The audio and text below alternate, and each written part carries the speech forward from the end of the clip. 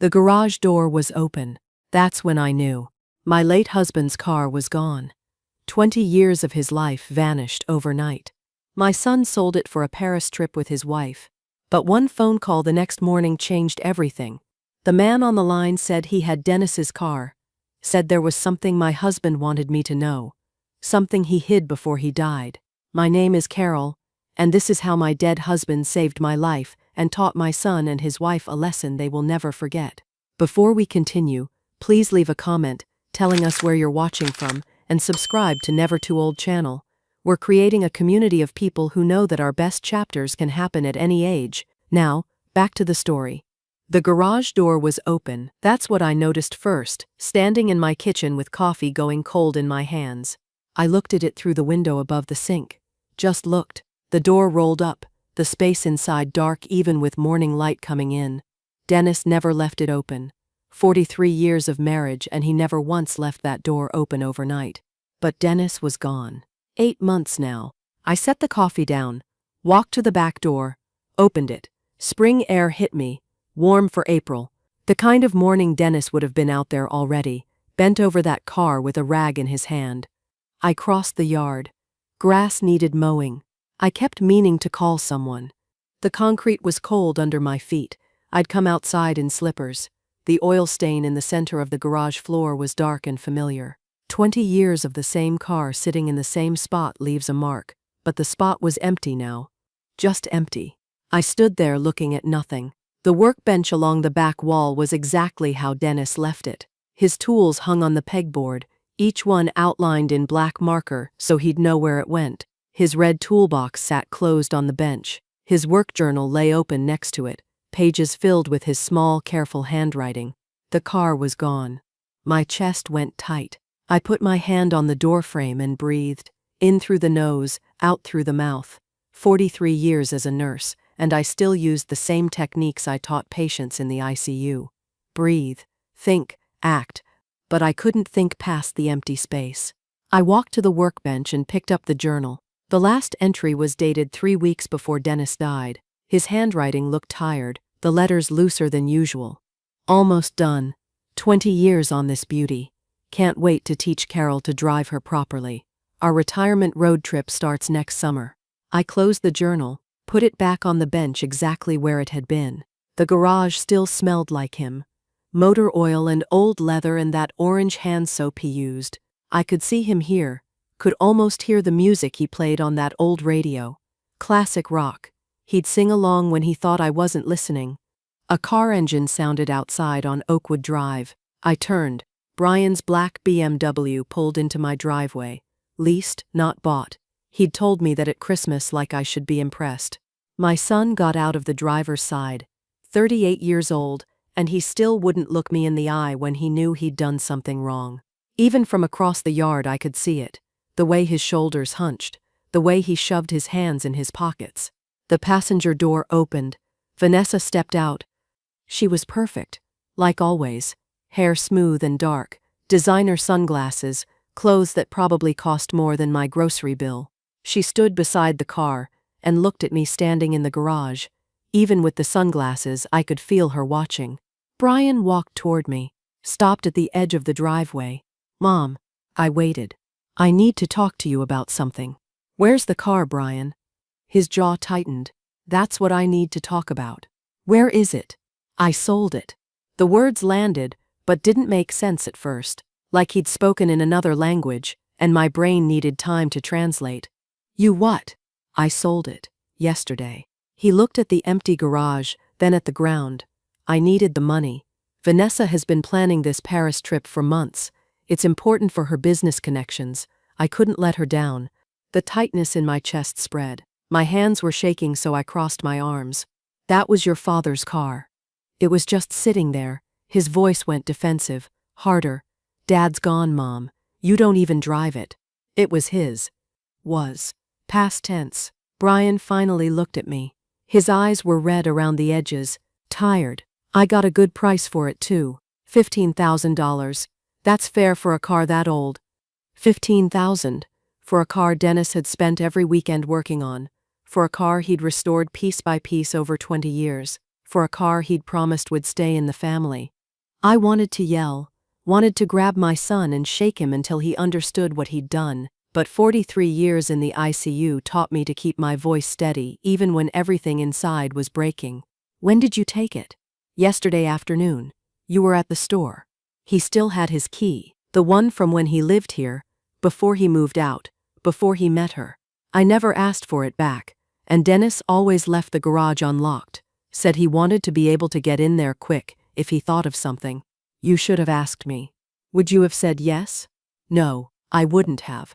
Vanessa walked up then. She moved like she owned the driveway, the yard, the whole street, stood next to Brian and put her hand on his arm. Her nails were red and perfect. Carol, we're not discussing this. It's done. The car is sold. We leave for Paris tomorrow. I looked at her. Really looked. She'd been married to my son for 2 years and I still didn't know her. Didn't know where she grew up, or what her parents did, or anything real about her life before Brian. She smiled a lot, but it never reached her eyes. This is between me and my son. I'm his wife. What's between you and him is between all of us. Her voice was pleasant, reasonable, like she was explaining something simple to someone slow. Brian needed that money. The car was sitting unused. It made sense to sell it. It was his father's. His father is dead, she said it flat. Matter of fact, and Brian is trying to build a life. We both are. Surely you understand that. I didn't trust myself to speak, just looked at Brian. He wouldn't meet my eyes again. Vanessa's hand stayed on his arm, possessive. We'll send you photos from Paris, Vanessa said. She smiled. You'd love it there. The architecture, the museums, very romantic. The casual cruelty of that comment, like she didn't know what she was saying, or maybe she did. Brian shifted his weight. We should go. Still need to pack. Yes, Vanessa tugged his arm gently. We have an early flight. They walked back to the BMW. Brian glanced back once, just once, saw me standing there in Dennis's garage with my arms crossed and my slippers on. Then he got in the car. Vanessa's window rolled down. Take care of yourself, Carol. We'll see you when we get back. The BMW backed out of the driveway and drove away. I watched until it turned the corner at the end of Oakwood Drive. Then I was alone. I went back into the garage, stood in the center where the oil stain was. The silence was different without the car, emptier. The morning sun came through the open door and lit up dust in the air. I picked up Dennis's journal again, opened to that last entry, read his words about teaching me to drive, about our retirement road trip, about 20 years of work finally finished. His coffee mug was still on the shelf, stained from years of use, handle worn smooth. I'd washed it after he died, but couldn't bring myself to put it away. Everything was here except the car. His tools, his workbench, his radio, the smell of him in every corner, and the empty space where the Shelby should have been. I closed the journal and held it against my chest. The sun was warmer now. Somewhere down the street a dog barked. A lawnmower started up. Normal sounds. Normal morning. 8 months of being a widow, and I thought I'd cried all the tears there were. But standing in that garage, holding Dennis's journal, looking at the empty space our son had left, I felt them coming again. I locked the garage door, turned off the light, walked back to the house with the journal still in my hands. The empty space where the Shelby should be looked like a wound. The phone rang at 7 in the morning. I'd been awake since 4. I was sitting at the kitchen table with Dennis's journal open in front of me, had been reading the same page over and over, the one where he documented replacing the carburetor, his handwriting so careful, his measurements exact. The phone kept ringing, unknown number. I almost didn't answer. Hello? Mrs. Bennett? A man's voice, rough around the edges like he'd been crying. This is Tom Graves from Graves Classic Auto. I have your husband's car. I sat up straighter. What? The Shelby. Your son brought it in Wednesday. I need you to come to the dealership, please. Right now if you can. There's something Dennis wanted you to know. My brain tried to make sense of the words. I don't understand. Dennis was my friend. A good friend. His voice cracked. I was at his funeral. I should have spoken to you then, but I couldn't. I'm sorry. Please, Mrs. Bennett, can you come? I remembered him now. Vaguely. A man standing in the back at the funeral home. Gray hair, dark suit. He'd left before I could greet anyone. "Where are you?" He gave me the address, industrial area on the east side of town. I wrote it down on the back of an envelope. "I'll be there in 30 minutes. I got dressed, jeans and a sweater, found my keys, drove across town with my hands tight on the steering wheel. The morning traffic was light. I passed the hospital where I'd worked for 40 years. The parking lot was already full. The industrial area was all concrete and metal buildings. I found Graves' Classic Auto at the end of a long street. The building was clean, modern. Rows of vintage cars sat in the front lot behind a chain-link fence, all gleaming in the early sun. A man stood outside the main entrance. Gray hair, maybe 65, jeans and a button-down shirt. He was watching for me. I parked and got out. He walked toward me. His eyes were red. "Mrs. Bennett, thank you for coming. You're Tom." "Yes." He put out his hand. I shook it. His grip was firm but his hand was shaking. "I'm Tom Graves. Your husband saved my life 25 years ago." I waited. He looked at the ground, took a breath. "I needed a business loan. Had a dream of opening this place. No bank would touch me. Bad credit. No collateral. Just a dream and a lot of nerve." He looked up. "Dennis co-signed for me. Risked his own credit and savings. For a stranger. I paid back every penny but the debt went deeper than money. He never told me. He wouldn't have. That's who Dennis was." Tom wiped his eyes. "This dealership exists because of him. I've been successful, built a good life. All because your husband believed in me when no one else did. When your son brought that Shelby in Wednesday, I knew it the second I saw it." Tom's voice went rough. "Dennis talked about that car every time we ran into each other. Car shows, auctions. He'd show me pictures on his phone. Tell me about the progress. He was so proud of it. Brian said he sold it." "He did. To me." Tom looked sick. "Your son had no idea what he was selling." I asked him if he knew the value. He said 15,000 sounded fair. My stomach dropped. "What's it really worth?" Tom met my eyes. "Around $180,000. It's a documented 1967 Shelby GT 500. One of 2,048 ever made. Dennis restored it to museum quality." The number didn't make sense. Couldn't make sense. 180,000. "Yes, ma'am. Brian sold it for 15. "Yes." I sat down on the curb. Just sat. Tom sat next to me. We stayed like that for a minute, neither of us talking. "I bought it from him," Tom said finally. "Paid him the 15,000 because he was desperate. Said something about a Paris trip with his wife. But Mrs. Bennett, that car was never mine to keep." "Why are you telling me this?" "Because Dennis made me promise, 2 years ago." Tom stood, held out his hand to help me up. "Come inside. There's something you need to see." He led me through the building to the garage. The space was huge, white floors, bright lights overhead. 3 cars sat in a row under covers. Tom stopped at the last one, pulled the cover back. The Shelby sat there gleaming, burgundy paint perfect, chrome shining. I walked toward it slowly, put my hand on the hood. The metal was cool and smooth. I could feel Dennis in every line. I opened the driver's door, sat in the leather seat. It smelled like the garage at home. The steering wheel was worn where his hands had gripped it. Tom leaned against the doorframe. 2 years ago, Dennis asked me to help him install something, a hidden compartment. I looked up. "Why?" He said if anything ever happened to him, I needed to make sure you knew about it. Made me swear. Tom gestured to the dashboard. Behind the radio. I didn't look inside. He said this was for you and only you. My heart was pounding. Tom showed me how to release the panel. Press here, pull there. The radio face came away and behind it was a space, dark and hidden. Tom stepped back, walked out of the garage, left me alone. I reached into the compartment. My hand touched paper. I pulled out a manila folder, thick and heavy. Under it was a sealed envelope. My name on the front in Dennis's handwriting, and at the bottom, a small wooden box with a key inside. I opened the envelope first. Dennis's handwriting filled the page. Dated 2 months before he died. "Carol, if you're reading this, I'm gone. I'm sorry I didn't tell you while I was alive. You would have wanted to handle it together and I know that. But I needed to protect you from this until I had proof. I've been investigating Vanessa for 18 months. She's not who she says she is. Her real name is Vanessa Cortland. She's done this before, twice that I've found so far. In this folder is everything I've gathered. Photos, documents, contact information for her previous victims. Their stories are the same. She targets men with aging parents and family assets. She's going to target our house, Carol. That's her pattern. She'll convince Brian that you're declining, that you need care, that the house should be sold. Then she'll disappear with the money.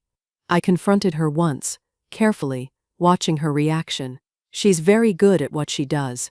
Brian doesn't see it. He won't believe me without ironclad proof, and I don't have it yet. The key in this box is for our safe deposit box at First National. Box 447. Inside are stock certificates I bought in 1994 as a favor to a patient.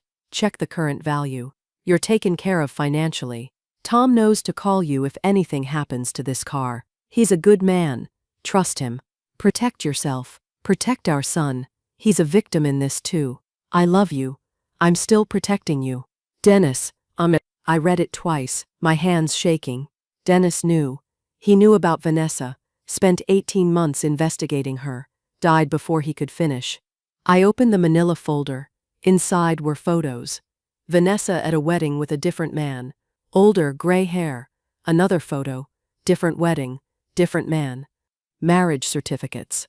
Copies. Vanessa Cortland married Stanley Wright, Phoenix, Arizona, June 2019. Vanessa Cortland married George Murphy, Tampa, Florida, March 2021.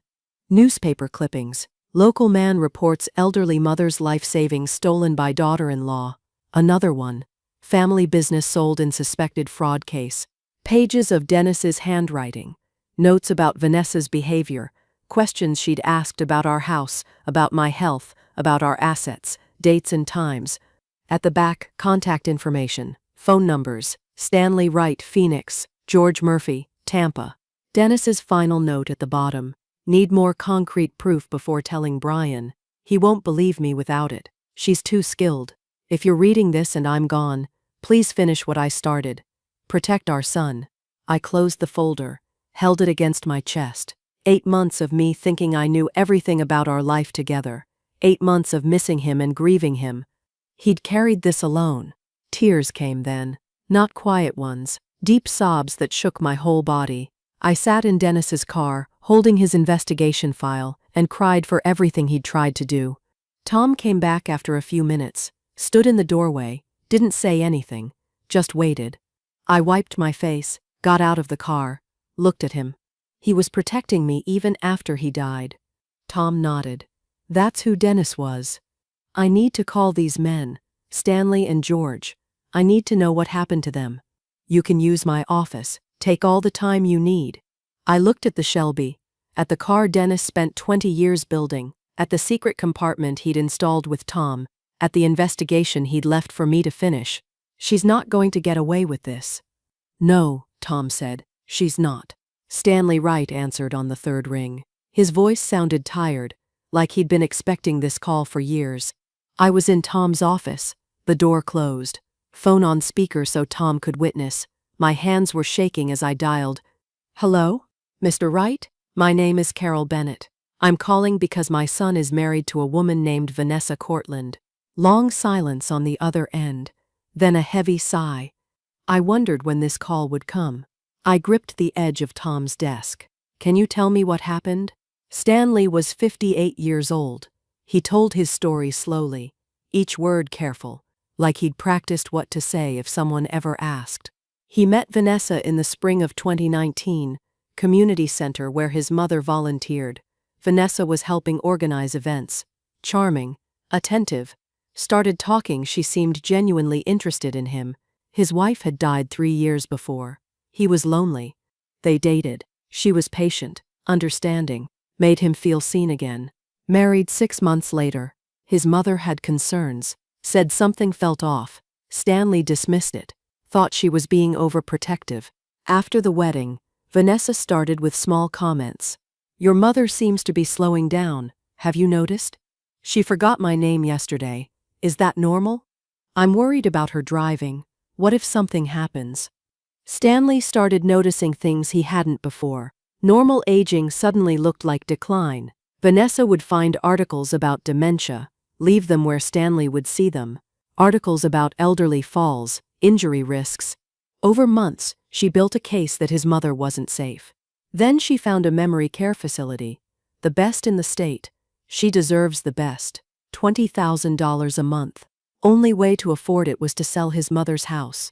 Stanley convinced his mother it was for her safety. Sold the house she'd lived in for 42 years. $280,000.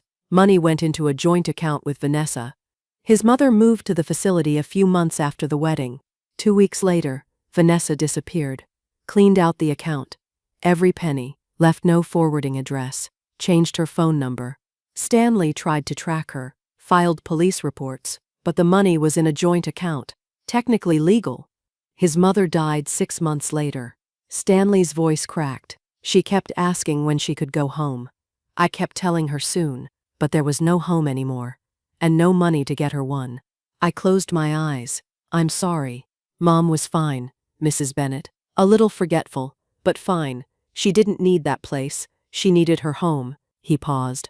Whatever Vanessa is telling your son about you, don't believe it.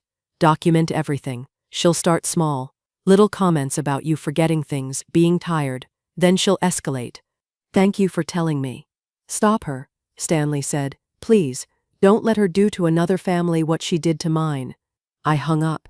Sat there staring at the phone. Tom brought me water. I drank it. Dialed the second number. George Murphy answered immediately. George Murphy. I introduced myself. Same opening. He sighed. Vanessa Cortland. Yeah. I've been waiting for someone to call. George was 61. His story was different, but the pattern was the same. Met Vanessa at his father's funeral in early 2021. She was there supporting a friend, she said. Found George afterward. Expressed condolences. She understood grief. Said she'd lost someone too. They talked for hours. She helped him through the darkest time. Started dating a month later. His friends said it was too soon. He didn't care. Vanessa made the grief bearable. Married 8 months later. His father had owned a small auto repair shop for 40 years.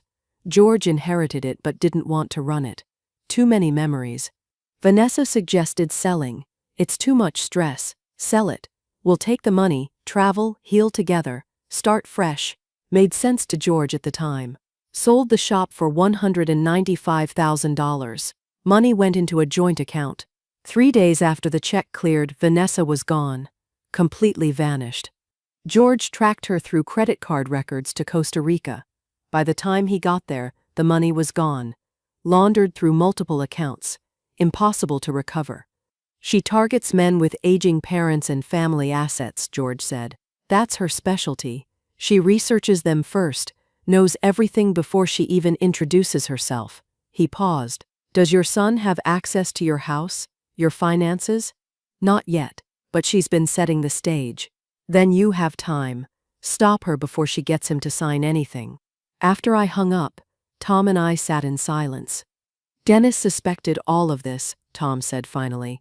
He came to me 6 months before he died, asked me to help him, said he had a buddy, a private investigator, Peter Coleman. They were working together. Why didn't Dennis tell me? He said he needed ironclad proof. Said Brian was so in love, he'd never believe it otherwise. Tom pulled out a business card from his desk drawer. Peter's been waiting. Call him. I took the card. Peter Coleman, Private Investigations, a local number. First I need to go to the bank. First National was across town. I drove there with Dennis's investigation file on the passenger seat, the small wooden box with the key in my purse. The bank was busy. Friday afternoon. People cashing checks, making deposits, normal business. I asked for access to the safe deposit boxes. The manager, a woman in her 50s, led me to the vault. Box 447. The key fit perfectly. Inside was a single envelope. I opened it. Stock certificates in a protective sleeve. Documentation. A letter from Dennis. Carol, I bought this stock as a favor to a patient in '94. His son was starting a tech company and needed investors. I gave him $5,000, never expecting anything. The patient died the next year, and I honestly forgot about these certificates. Found them last month while organizing files. looked up the company, and nearly fell over. This is worth more than we ever saved. This is for you, for our future, for security. If you're reading this from the safe deposit box, something happened to me. Sell these when you're ready. Live well, travel, stay independent. Don't let anyone convince you otherwise. You're taken care of. Dennis. I took the certificates to the bank manager. Can you tell me what these are worth? She researched on her computer. Her eyes widened. Mrs. Bennett, TechCore Solutions went public last year. These shares are currently valued at approximately $342,000. I sat down. Just sat. The manager brought me water. Are you all right? My husband bought these? She pulled up records. Purchased May 94 for $5,000. The company remained private for 30 years, then went public. Stock price has been climbing. $342,000. Dennis left me financial security I never knew existed. I had resources now, power, options. I could fight Vanessa on equal footing. Saturday morning, I met Peter Coleman at a coffee shop near the hospital. Tom had called him, set it up. Peter was 55, graying, methodical looking, former detective. He had folders with him, sat across from me in the booth. Dennis was my friend. When I heard about his death, I wondered if Vanessa would make her move. You kept investigating. Dennis made me promise not to contact you directly unless Vanessa acted against you. He didn't want to alarm you with unproven suspicions. Peter opened his folder, but I kept watching. He showed me printouts, digital footprint from the last 3 months. Vanessa active on caregiver forums under a fake name. Posts asking how to convince resistant elderly people they need help. Questions about assisted living facilities, memory care costs, property browsing history, Costa Rica real estate, financial investigation, credit cards in Brian's name, 3 cards, $32,000 total debt, charges for designer clothes, expensive restaurants, luxury hotel in Paris. Brian's salary as an office manager is $65,000 a year, Peter said. Not enough to support this lifestyle. She's living on borrowed money. Money he doesn't even know he owes yet. Peter laid out a projected timeline. Based on previous victims. Phase 1, Paris trip. Build the dream. Make Brian feel inadequate. Phase 2, next 2 or 3 months. She'll start concerns about you. Suggest you're declining. Phase 3, 4 to 6 months. Build the case for assisted living. Phase 4, 6 to 8 months. Convince Brian to sell your house. My house is paid off. Worth $320,000. Exactly. Her total take would be over $350,000. Peter closed the folder. She's in setup phase now. When they get back from Paris, she'll start the campaign in earnest. Can the police stop her? Not yet. She hasn't committed a crime in this state. The previous scams were in Arizona and Florida. Until she actually takes money or commits fraud here, police can't act. So we wait for her to hurt us. We build the case now. Document everything. When she makes her move, we're ready. Peter leaned forward. And Brian has to see the truth himself. If you just tell him, she'll convince him you're paranoid. He has to discover it. I understood. Brian wouldn't believe me without proof he found himself. That evening I sat at my kitchen table, made a list of everything I'd noticed from Vanessa over 2 years. 2 months ago, Brian asking where I keep the house deed. 6 weeks ago, Vanessa taking photos of every room during a visit. 1 month ago, Brian asking if I'd forgotten about lunch plans we never made. 3 weeks ago, Vanessa commenting how tired I seemed. 2 weeks ago, a brochure for Sunset Hills Senior Living falling from Vanessa's purse. The pattern was there. Been building for months. Vanessa was creating a narrative that I was declining, preparing Brian to believe his mother needed help. I thought about the stock certificates, about why Dennis kept them in the bank, but hid the investigation file in the car. The answer was obvious. The bank was fireproof, secure, the safest place for something valuable. But the car was Dennis's private space. Vanessa never went in the garage, never showed interest in his tools or his work. She stayed in the house. The car was where Dennis could hide something he didn't want her to find. He thought of everything. I closed my notebook. Outside, the sun was setting. Spring evening, warm and quiet. Dennis protected me in every way possible. Left me money. Left me evidence. Left me people who would help. Now I had to protect Brian. They came back from Paris on a Tuesday, both tanned. Brian looked tired despite the vacation, stress lines around his eyes that hadn't been there before. I'd invited them for dinner. Played the part perfectly. Made pot roast, Dennis's favorite. Brian's childhood favorite too. They arrived at 6. Vanessa in clothes I'd never seen before. Silk blouse, designer jeans, expensive bag. I hugged Brian at the door. He held on a second longer than usual. Vanessa's hug was quick, performative. We sat at the kitchen table, the same table where I'd raised Brian, the same chairs Dennis refinished 20 years ago. Vanessa controlled the conversation from the first minute. Paris was beautiful. The hotel in the Marais was stunning. They had lunch near the Louvre, dinner at a restaurant I couldn't pronounce. She painted a picture of the life they deserved, the life they should have. It was wonderful, Vanessa said, but it made me realize how much we're missing out on. Brian works so hard, and we have so little to show for it. She looked at me when she said it, the meaning clear. I kept my face neutral, past the potatoes. Brian jumped in. Mom, you should think about traveling too, seeing things. Maybe someday. Vanessa leaned forward. Carol, this house is really too big for one person. Have you thought about downsizing? Maybe something more manageable? There it was, the first direct move. I'm managing fine.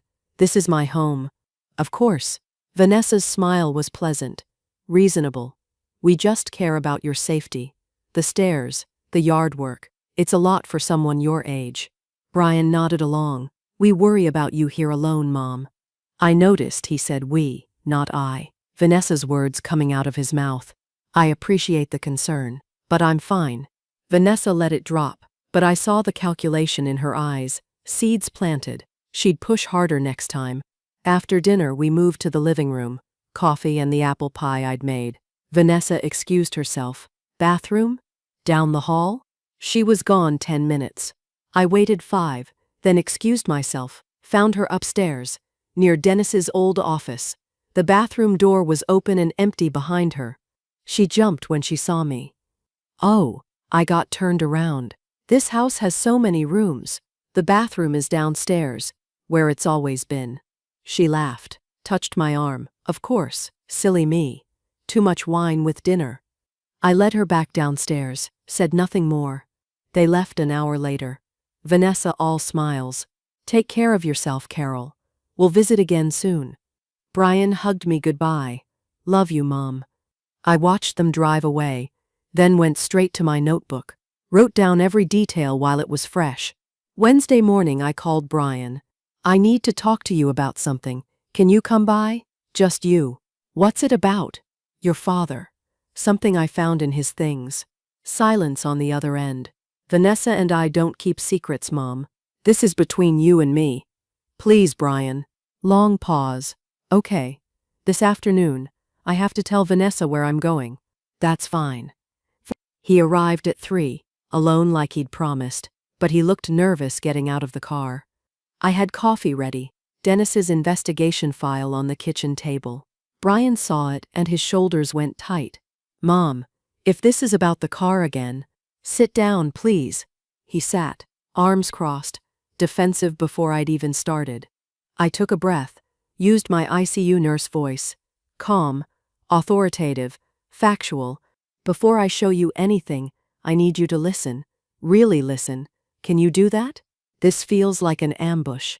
It's protection. I showed him Dennis's letter first, put it in his hands. Brian read it, color draining from his face. Dad was investigating Vanessa for 18 months before he died. His reaction was instant, anger, denial. Dad never liked her. He was paranoid about everything. This is ridiculous. I stayed calm. Look at the evidence. Spread the photos on the table. Vanessa at 2 different weddings with 2 different men. The marriage certificates. Vanessa Cortland married Stanley Wright. Vanessa Cortland married George Murphy. Brian stared at them. This could be anyone. Someone with the same name. Call them. Ask them about their wives. I handed him the paper. Phone numbers written in Dennis's careful handwriting. Stanley Wright, Phoenix. George Murphy, Tampa. You want me to call random strangers? They're not random. They were married to your wife. Before you? Brian started pacing. This is insane. Vanessa wouldn't. She loves me. Then prove me wrong. Call them. Prove your father wrong. He grabbed the paper, crumpled it in his fist. I'm not doing this. Headed for the door. Brian, please. He turned.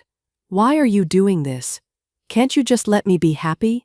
My voice broke. Because your father died trying to protect you, and I'm not going to let his last months be for nothing. Brian slammed the door behind him. I watched him drive away. Didn't know if he'd call those numbers or go straight to Vanessa. Either way, the choice was his now.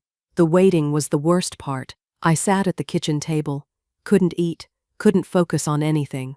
Peter called at 8 to check in. How did it go? He was angry. I don't know what he'll do. Give him time. The truth has to sink in. But time felt like it was running out. At midnight the phone rang. Brian's name on the screen. Brian? His voice was wrecked, raw. I called them, Mom. I called them both. He was crying. What did they say? Everything. Stanley's mother. George's father's shop. It's the same.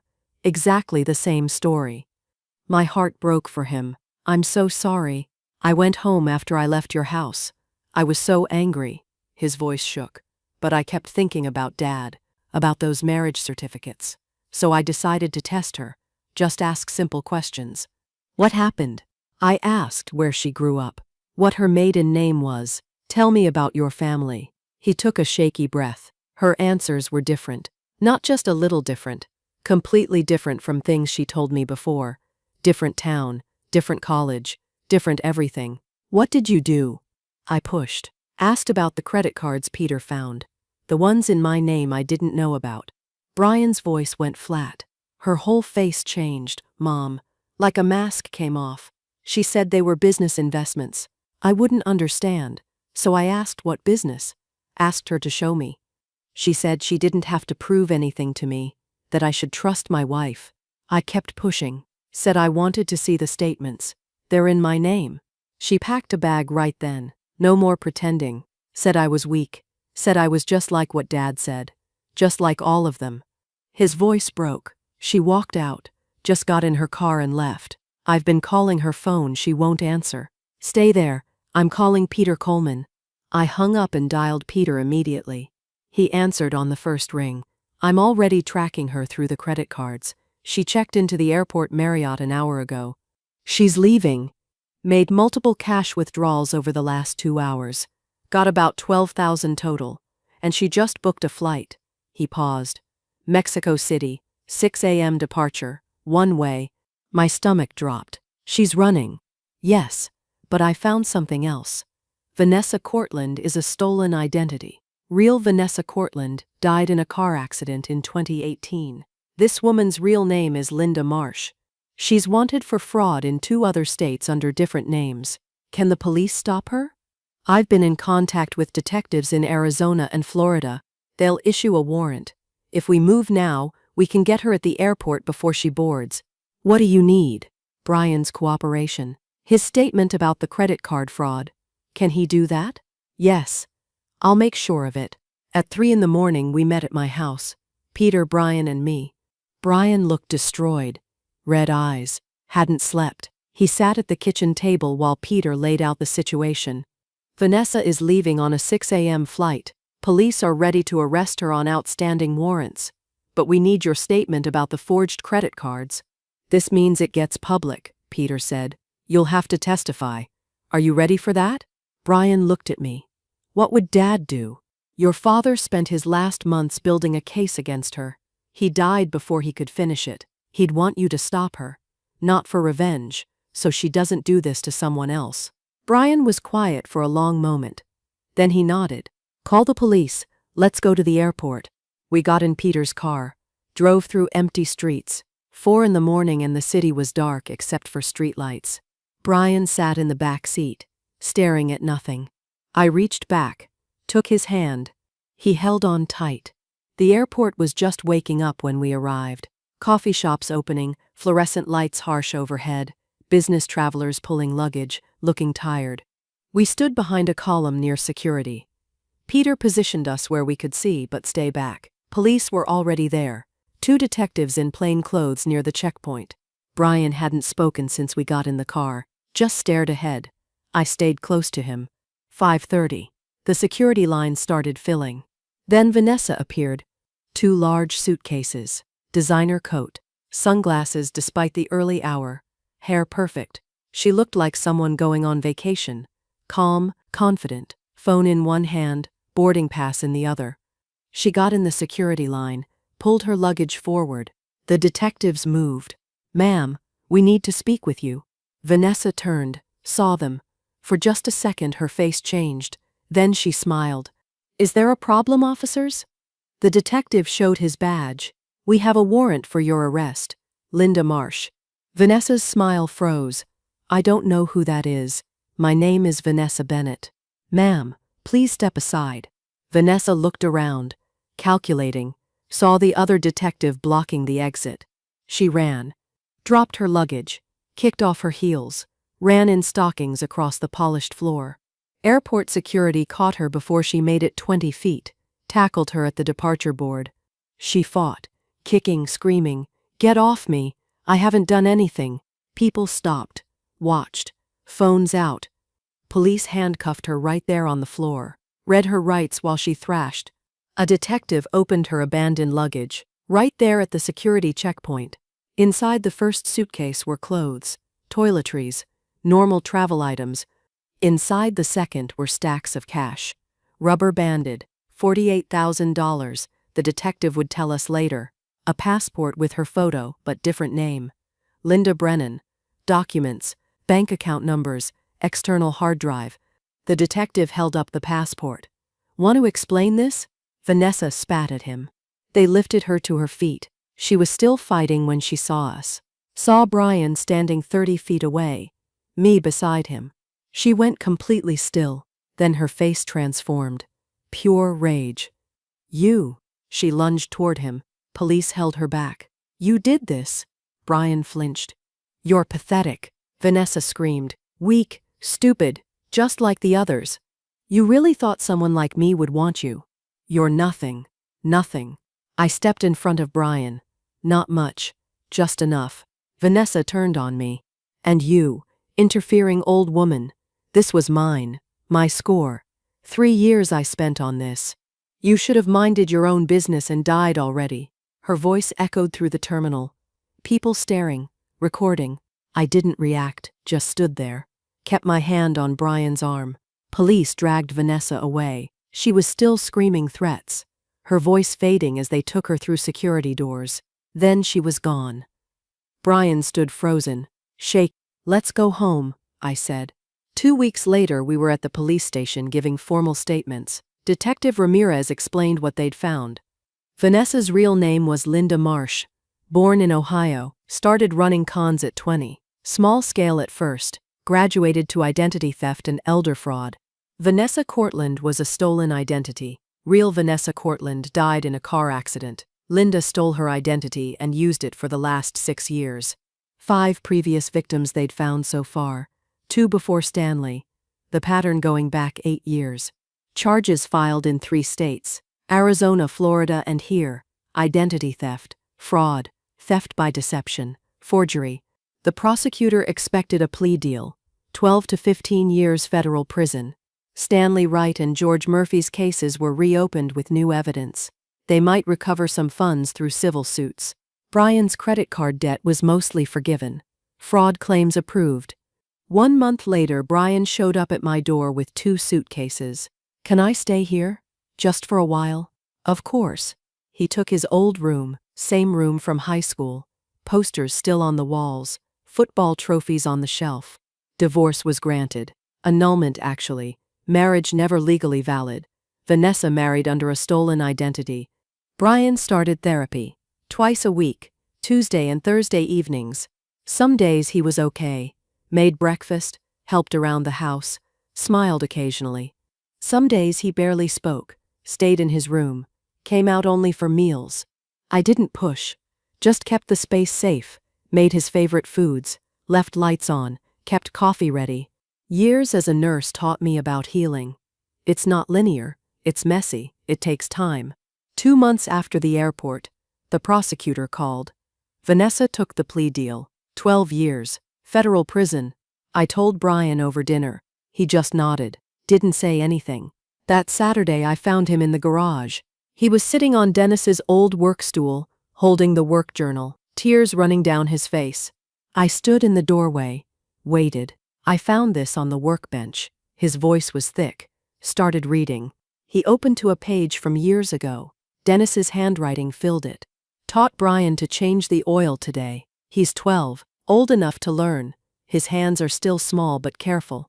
He listened to every word, so proud of him. Brian's hands shook, holding the page.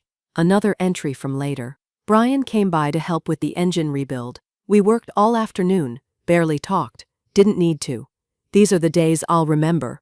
I barely remember this, Brian said. Working on the car with him. I was so young. I sat on the workbench beside him. He loved those days, talked about them all the time. I sold his car. Brian's voice broke.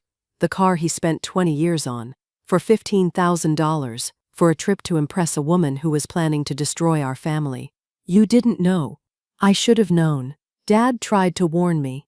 Those last few months he kept asking about Vanessa, about our plans, about money. I thought he was being controlling. He wiped his eyes. Last conversation I had with him, we argued about her. I told him to back off, to let me live my life. He died a week later. I never apologized. My throat was tight. He knew you loved him. Brian shook his head. How could he? I chose her over him. Over you.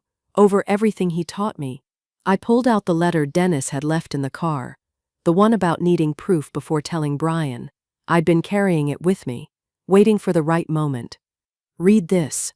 Brian took it, read Dennis's words about not wanting to break his heart without ironclad proof, about loving him, about Brian being a victim too. He understood, I said. He knew Vanessa was good at what she did. He didn't blame you. Brian broke down completely, deep sobs that shook his whole body. I held him. All those years being a mother, holding my son through every pain. This one cut the deepest. We sat in the garage for a long time, surrounded by Dennis's tools, his workbench, his radio, the smell of motor oil and old leather. Eventually Brian's tears stopped. He wiped his face with his sleeve. I wish the car was still here. His voice was raw. I'd learn everything about it, the way Dad wanted me to. I didn't say anything, just squeezed his shoulder. He closed the journal carefully, put it back on the workbench exactly where Dennis had left it. We walked back to the house, evening coming on, spring turning to summer, the air warm and thick. Inside, I made dinner. Brian set the table without being asked. The house felt different, not empty anymore, not quite whole yet either, but healing, slowly. I paid off Brian's remaining debt the week after Vanessa was sentenced. $5,000. What the fraud claims didn't cover, wrote the check and didn't mention it again. The stock certificates from Dennis gave me choices I never expected. $342,000, more money than we'd saved in our entire marriage. I thought about what to do with it. Stanley Wright, his mother dying heartbroken in a memory care facility she never needed. George Murphy, his father's shop sold, 40 years of work gone. I sent them each a check for $10,000, attached a note, for your mother's memory, from someone who understands. Carol Bennett, for Stanley. Similar words for George. For myself, I decided to stay in the house. Maybe travel a little, small trips, nothing fancy, stay independent like Dennis wanted. 2 months after the airport, on a Saturday morning, I heard an engine rumble outside. Deep, powerful, familiar. I looked out the kitchen window. The Shelby sat in my driveway. Burgundy paint gleaming in the sun. Tom Graves behind the wheel. My chest went tight. Brian was upstairs. I heard his door open, his footsteps on the stairs. He'd heard it too. We both walked outside, stood on the front porch.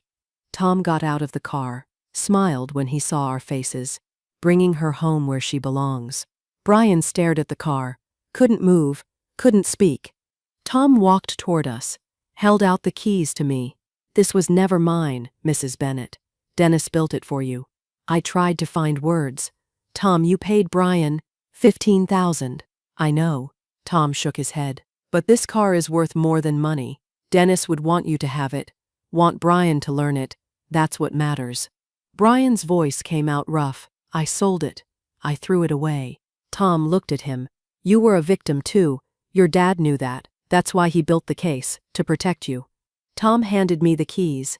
Dennis told me once that this car was never really his. It was always meant for his family, for the people he loved. He gestured to the garage. You want help backing her in? We opened the garage door together. Tom backed the Shelby into its spot, the same spot it had left months ago, the oil stain on the concrete still there. The engine shut off. Silence settled. Then the garage smelled like it should again. Motor oil. Old leather. Dennis. Tom got out, stood looking at the car for a moment. He'd be proud of what you did, he said to me. Stopping her. Protecting your son. He looked at Brian. And he'd be proud you came back. That you're healing. Tom left after coffee, hugged us both. Brian and I stood in the garage after he drove away. The Shelby between us. I can't believe it's back, Brian said. Neither can I. He touched the hood, ran his hand over the smooth paint. I don't deserve this. Dennis thought you did. That's enough. 3 months later, on a Sunday morning, we started. Brian brought Dennis's work journal to the garage. I brought coffee. We opened the hood, stood looking at the engine Dennis had rebuilt piece by piece.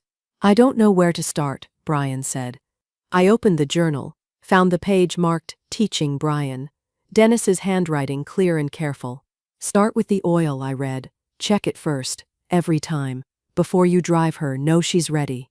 Brian found the dipstick, pulled it, checked the level like the journal showed. His hands were steadier now, 3 months of therapy showing. We spent the morning going through the car together, checking fluids, examining filters, testing systems. Physical, methodical work, following Dennis's notes step by step. Brian's confidence grew as the hours passed. I saw Dennis in his movements, the careful attention, the gentle touch with tools. By afternoon, Brian was smiling, really smiling. I forgot how much I loved this, he said. Being in the garage, working with my hands. Your father loved these days with you. I remember more now. Little things, the way he'd explain everything twice to make sure I understood, the way he'd let me try even when I made mistakes. He closed the hood carefully. I'm going to take care of this car, the way he wanted. We'll take care of it, I said, together. 4 months after Tom brought the car back, I decided it was time. Saturday morning, spring turning to summer, I stood in the garage with the keys in my hand. Brian came out. You ready? I think so. We got in. Brian passenger seat, me behind the wheel. The leather seat was cool under me. The steering wheel worn where Dennis's hands had gripped it for 20 years. I adjusted the mirrors, checked everything like the journal taught us, started the engine. The Shelby roared to life. Deep rumble I could feel in my chest, the sound of Dennis's work, his patience, his love. I backed out of the garage carefully, Brian's hand on the door handle, nervous but trusting. Drove down Oakwood Drive, windows down, warm air coming through, the engine purring smooth and powerful. Brian laughed. Dad would lose his mind right now, in the best way. He taught me to drive when I was 17, on a stick-shift Ford. I stalled it 6 times, he never got frustrated. This is easier. We drove with no destination, through town, past the hospital where I'd worked, past the high school where Brian played football, just driving. The Shelby responded perfectly. 20 years of restoration paying off in every turn, every shift, every mile. After an hour, I headed home, pulled into the driveway, backed the car into the garage. Perfect fit, like it never left. I turned off the engine, sat in the quiet after. Dad would be so proud of you, Brian said. Of us, I corrected. That evening I made dinner. Brian came down and helped with the vegetables, chopping them the way Dennis used to. The house was quiet but not empty, the garage full again. Dennis's tools on their pegboard, his journal on the workbench, the Shelby in its place. I looked out the window at the garage, thought about Dennis's letter. I'm still protecting you. He was. The investigation he'd built, the stocks he'd left, Tom keeping his promise. Dennis loved me enough to prepare for everything. I wasn't alone. Never was. Never would be. So, that's my story. I'd love to hear what you think. Would you have been able to forgive your child for selling something that precious? Let me know in the comments, and subscribe for more stories like mine.